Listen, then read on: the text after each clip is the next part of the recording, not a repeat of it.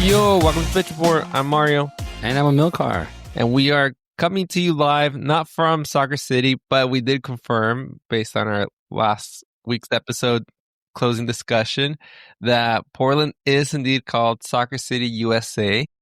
A little bit of a history lesson. When the Portland Timbers first joined the NASL, which is North American Soccer League, in 1975, the fans were very passionate, and they kind of got nicknamed like Soccer City.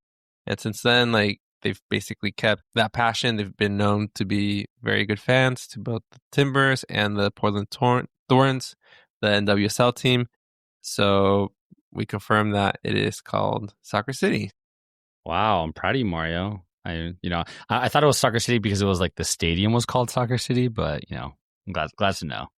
I thought that for a split second too, but yeah, I did my homework. I'm proud of you, dude. Proud of you, but also frustrated at the same time because bringing back bad memories already. Frustrating was a good way for the weekend in many sports ways, which I guess it's an opposite mood / feeling than what we started the episode last week, especially for you with the Real Madrid win last weekend. But man, I guess we can just jump into some frustration. Yeah. SDFC loses game 2 against the Portland Timbers at Providence Park, which is in Soccer City in Portland, on penalties. Basically like a really late goal, like on stoppage time, like last 30 seconds of the game, that sent the game to penalties. And then 3 consecutive penalties were missed by San Diego FC to eventually set up the game-winning penalty for Portland. I'll stop there, Amilcar. What were your thoughts on the game? I love it that I can hear your frustration. Just even just when you're talking about the what happened, the play-by-play. Yeah, dude. I don't even know where to start, honestly. It's beyond frustrating what went down. It was crazy because we were watching it.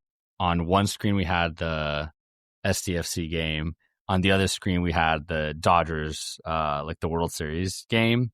And it was interesting because for 95% of the time we're like, dude, this is great, SDFC's winning, Dodgers are either Dodgers are losing.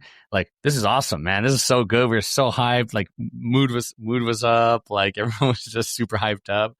We had a couple of friends over watching the game, and then I want to say it happened within 2 minutes of each other. It's Dodgers home run. You're like, what the hell? And then STFC last second give up a goal. And we're like, what? It's it was just from riding high to immediately just the worst sports weekend that could potentially happen. But yeah, man, I mean, so I guess just to debrief the game a little bit. I mean, they played well for portions of it, but Portland played well for a lot of it as well. And I think towards the end, I kind of got to the point at the end where I was like, dude, this guy needs to blow the whistle, man, because I'm concerned that we're going to get another goal scored on us because of how much they were attacking. And number 99, man, that guy's intense. It's getting in fights with people, but then also he's really good goal scorer. So, I mean, happy that Chucky got a goal right away, which that was exciting that he got his goal. But there wasn't a ton of threats, not like the first game where we were just missing a lot of final scores or goals. Yeah, it's a little concerning, man. I'm a little worried actually now for this last game, because the first 2 games we played against them, the regular season and this last one we played really well, but this last game was rough. Yeah, I think they're maybe figuring something out, and we even talked about it last week for the game that we felt that the San Diego FC game, they started really well, and then towards the end, Portland was maybe creating a few more opportunities, even though they were a man down. We mentioned how it felt that if the game went on a little bit longer, they would have lost, or not lost, but at least Portland would have maybe scored and tied it up. And that's basically what happened this week. It was nice seeing Chucky back in there and scoring a goal. Honestly, all the goals are pretty good. On both sides. I agree. Velde for Portland seems like a pretty good striker. He had a nice goal last week as well. Then it's a little frustrating because I mentioned the week before that depending on maybe how it plays out for San Diego FC, it'll determine how I feel about the format of the tournament. And under traditional formats with an aggregate score, San Diego FC would have gone through because they had the win at home and then they tied, so they would have just had more goals on aggregate and they just would have gone through. But now you get the situation where it goes to penalty and now it's 1-1. And now at least it comes back home for the tiebreaker. But it's a little nerve-wracking, as you mentioned. And maybe this is like our inexperience in playoffs showing, even though I feel like all our players have really, or the team the whole season has not acted like a new inexperienced team. And some of our players have been in big games, especially with Chucky. He's playing in multiple World Cups. Aníbal Godoy's played in very competitive games, captaining Panama. I do think we have enough to get through, but it's definitely concerning. You don't want to go to a tiebreaker. It was better just to finish it last week. Yeah, for sure. I mean, my whole thing is like, look, we have to win in regulation because clearly we can't kick a penalty to save our freaking lives. And my gosh.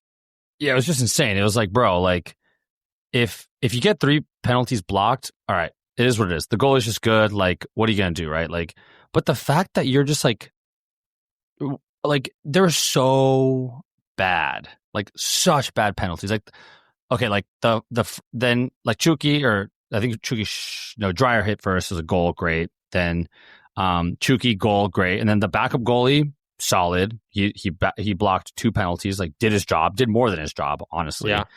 And then you had the fucking next 2 penalty kickers, like skies it, next one, skies it, next one, top of the post.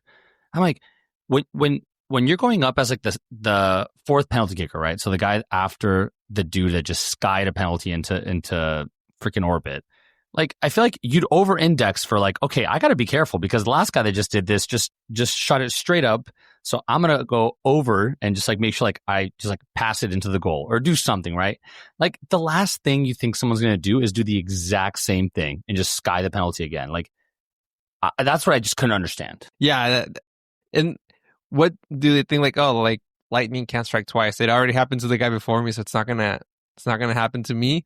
The only one that said, "Hey, maybe I should learn from this experience" is Terskov, and he just shot a little bit lower. He actually hit the crossbar, but even then, that's when, like earlier we talked about how did Jeppe Terskov become captain. This is where he's supposed to prove like why he's captain. You know, like this is like.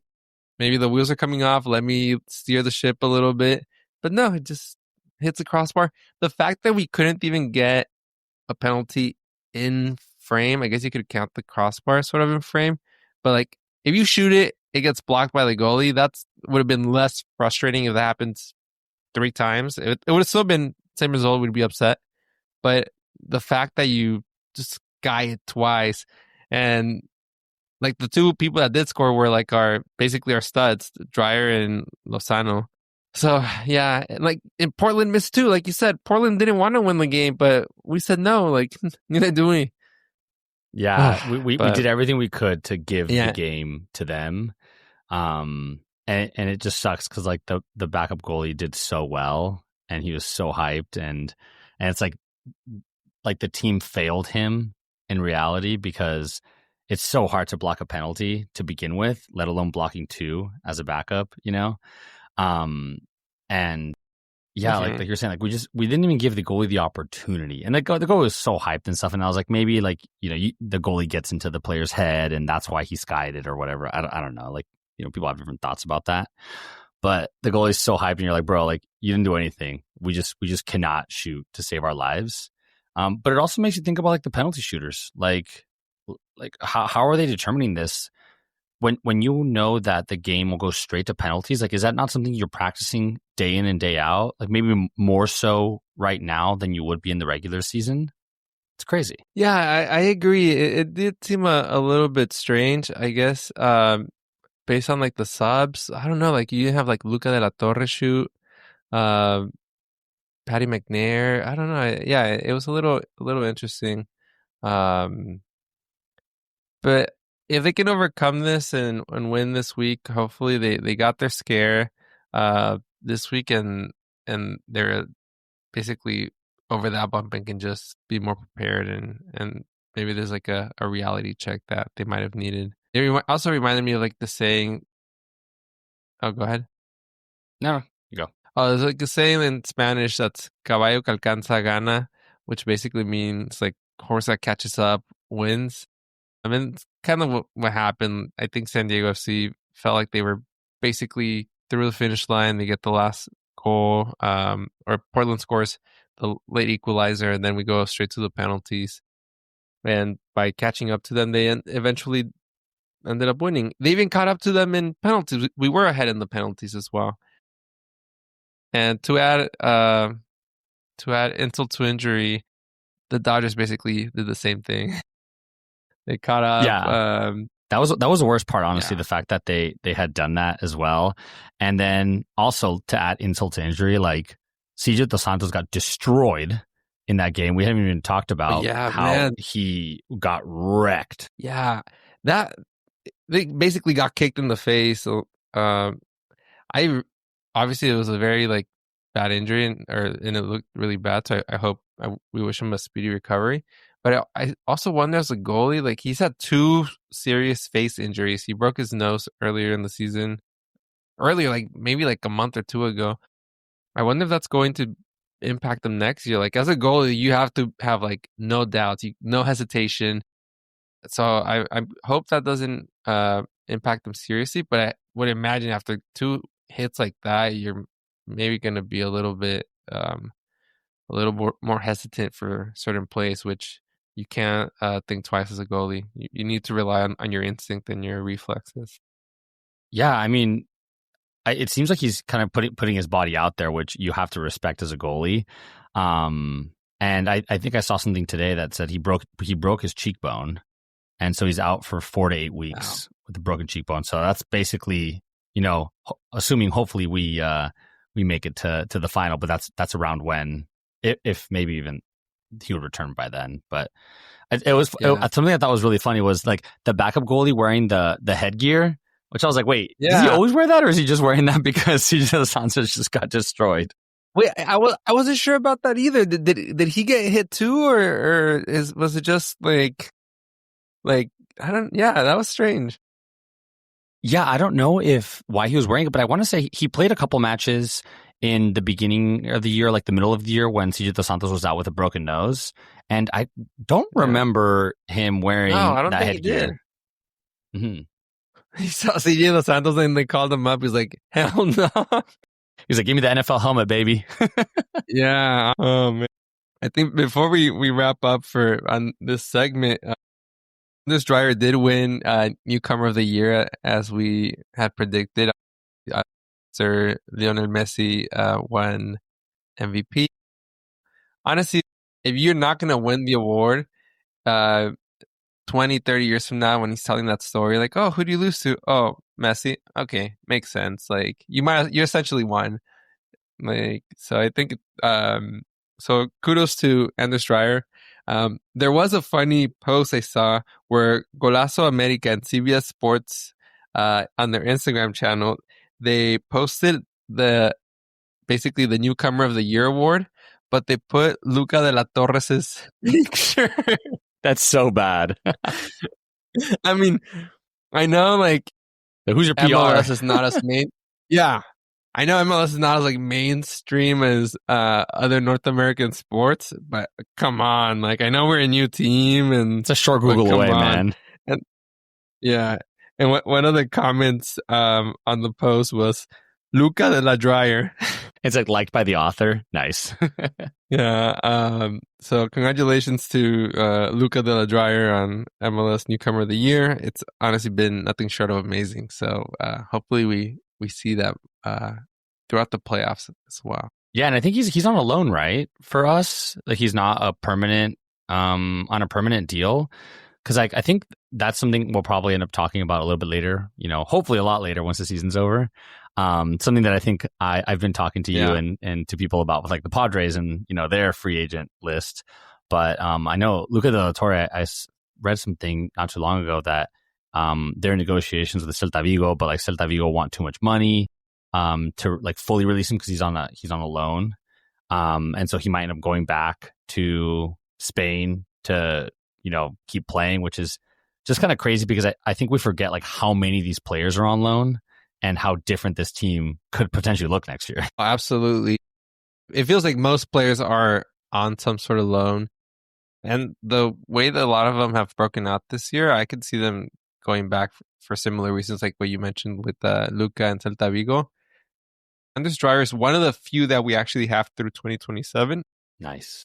So I'm glad we got him when we did because, otherwise we would maybe be struggling to keep him because, he's been amazing this year. And I'm really, really rooting for him to make the Danish national team for the World Cup. It'd be really fun to see him play. Yeah, I think Svarkov is through 2027 or 2028, I think also.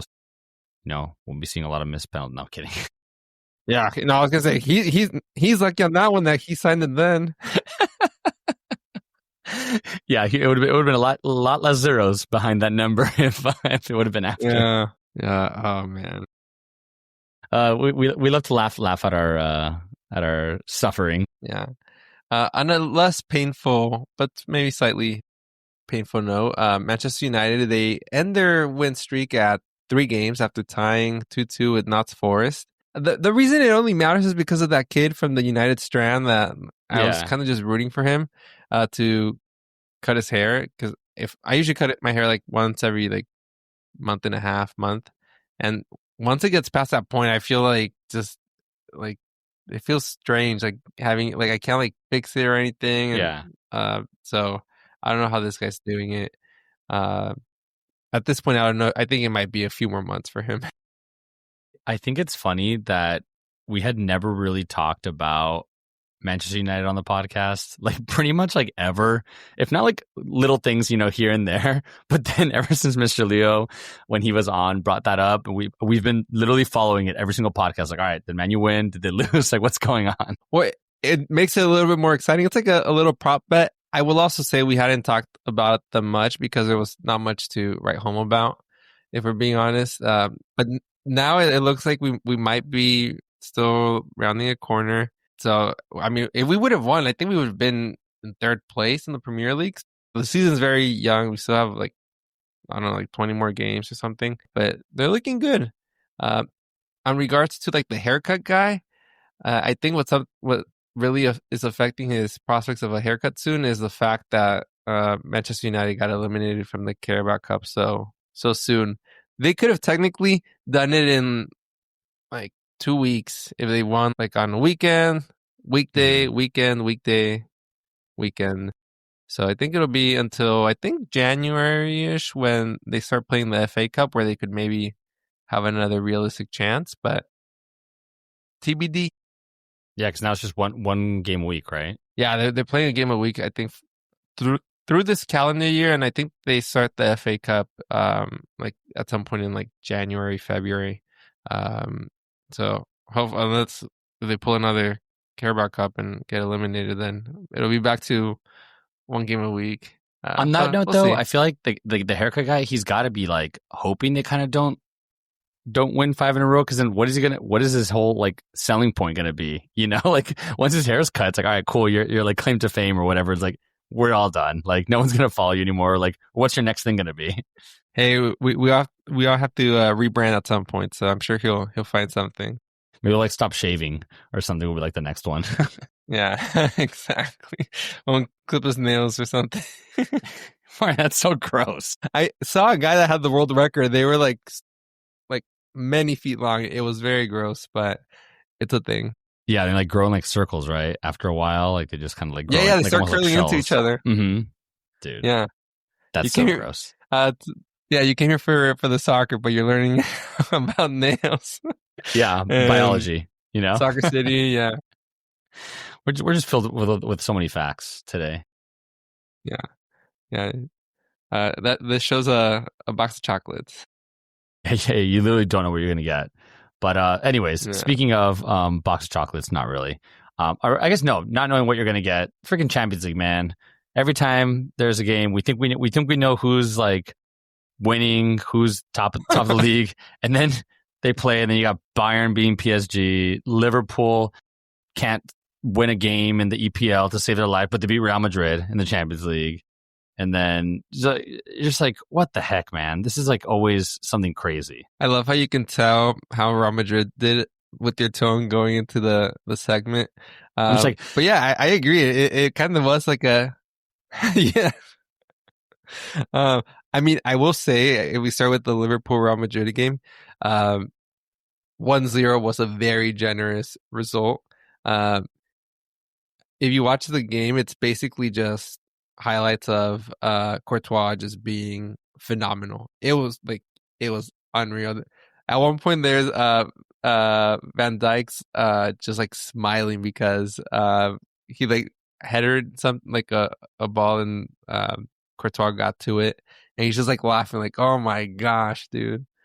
It makes me remember like last year he kept Real Madrid in a lot of games that they had honestly no business still being in, and this was one of them for many parts of it.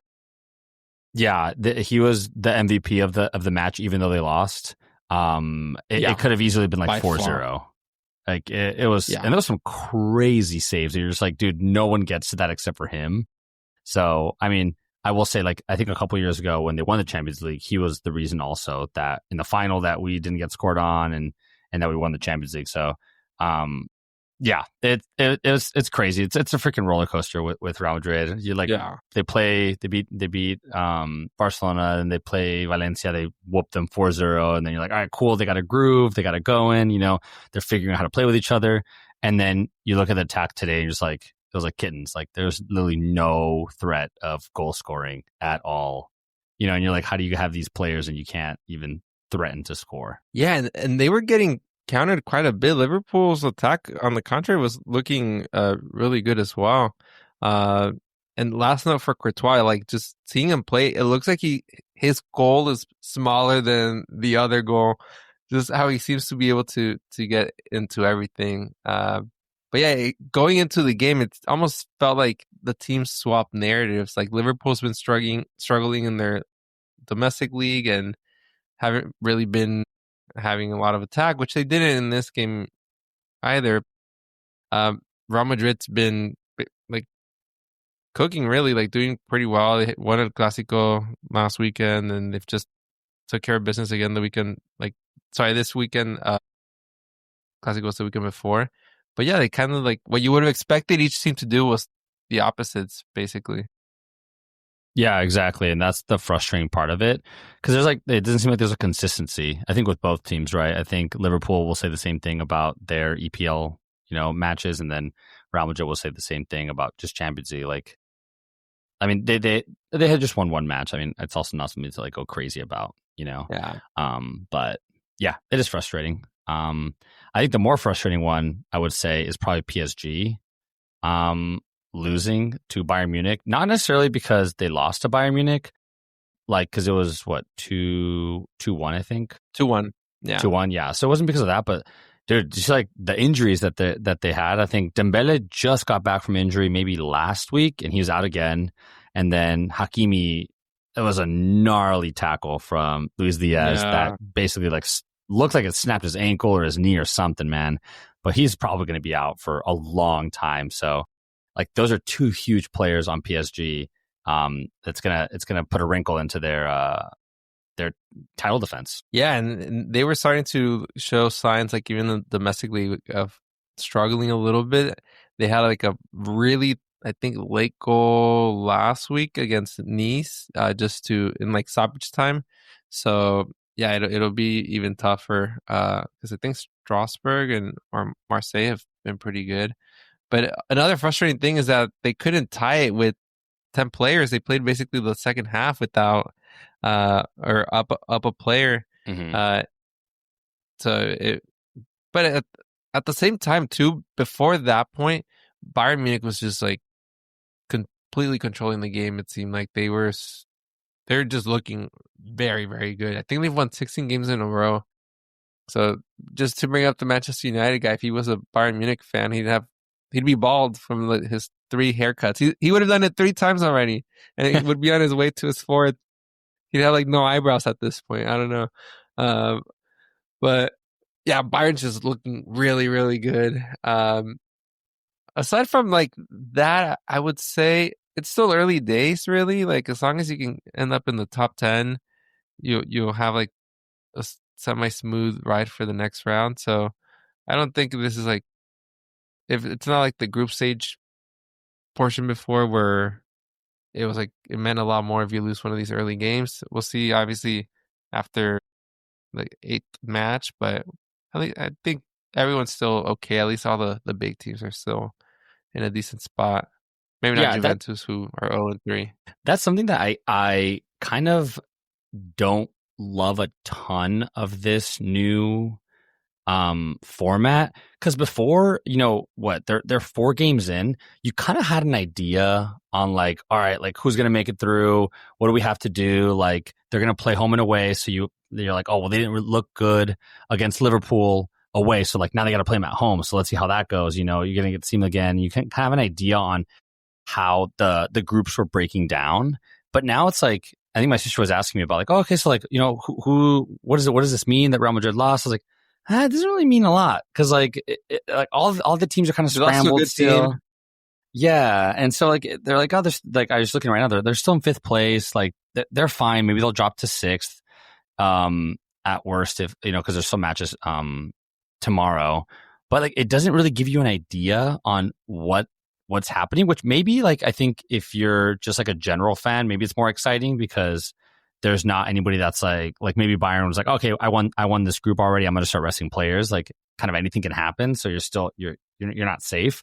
But in terms of like, I don't know, like a fan of a team, I kind of like having some sort of idea on how we're looking good, looking bad, like what do we have in store coming up, Yeah, I am liking this format in the sense where you don't see someone like Coast, like you mentioned, and it's nice for the surprises. We're not seeing as many as we did last year, where there were some teams we didn't really even know of that like made it into like the top 24. Mm-hmm. Yeah, it looks like most of the usual suspects are like in like the top 10 area for the most part, except for the one. The Azerbaijan team is still like decent. They're playing Chelsea, who just beat, I think, Tottenham over the weekend. Yeah, Chelsea's looking So yeah, strong. it'll be though, interesting. Honestly, I guess, yeah. So I think the excitement maybe comes at different stages too, because it will be very exciting towards the end. But yeah, right now, yeah, like you said, like Real Madrid lost doesn't mean that much. It's still 5th for the time being. So yeah, we'll see how it continues to play out, and then see who's still looking hot by then. Maybe Bayern and Arsenal will be in a collision course.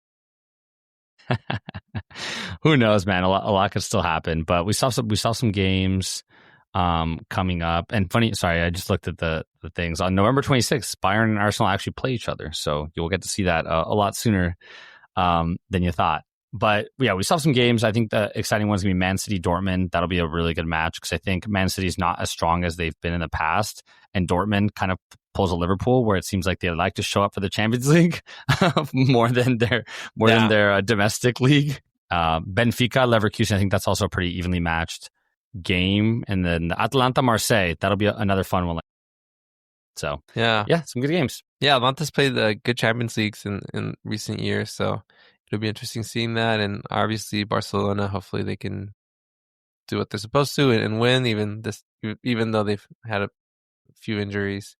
But yeah, we'll continue to update all things Champions League, and we'll obviously be covering San Diego FC and the playoff game on Sunday. Just to close it off, then, Amilcar, what would you say is your prediction for the San Diego FC game this weekend? I think it's gonna be 2-1 regular time. SDFC wins, similar to the goal scoring line from last time. What about you? Okay, man, it's gotta be. They really need to. I think they're going to be pretty angry this weekend or this week. Hope they're practicing penalties. But yeah, I'm gonna go with 3-1 San Diego FC. Also, you'll see Dreyer show up, Chucky, and then maybe Pellegrino has been looking good too. So I think we'll get goals from them, and we'll go through. Yeah, I mean, at the end of the day, the one thing that they know is like we can't rely on penalties. So maybe now, even if they have like you're saying like a 2-1 lead or even a 3-1 lead, they're like, no, we got to keep pushing it. Like no lead safe. We have to win this in regulation because we're not allowing the luck of penalties to be there. Yeah, absolutely. We'll keep an eye on Miami too, who they're going to game 3 as well. So that'll be interesting. I'm still holding out that San Diego C and Miami meet in the final so that we can see Mr. Lionel Messi at San Diego or at Snapdragon. Yeah, that would be fun, but we'll see. So we'll check in with you guys again next week, hopefully with some good news, talking about the next round. Knock on wood. But yeah, that about does it for us for today's episode. Thanks for joining us. Really appreciate being part of your day, talking soccer and hanging out. Remember, you can find us on Instagram and X at _the pitch report, and maybe soon to be YouTube. Heard some stuff about that. But I'm Amilcar. And I'm Mario. All right, bye.